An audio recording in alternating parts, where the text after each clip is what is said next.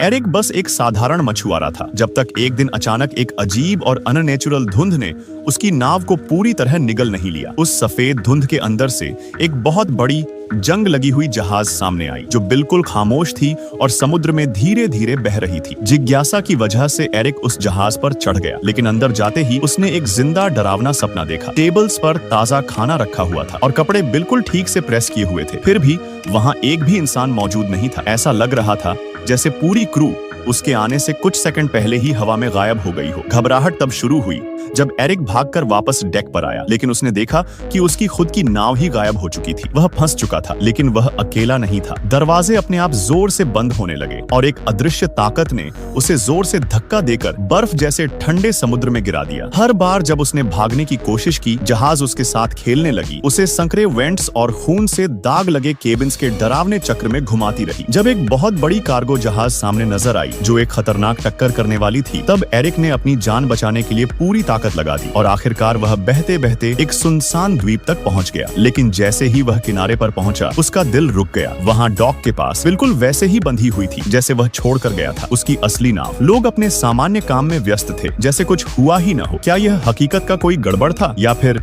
Eric एक ऐसे जाल में फंस चुका था जहां से वह कभी सच में बाहर नहीं निकल सकता?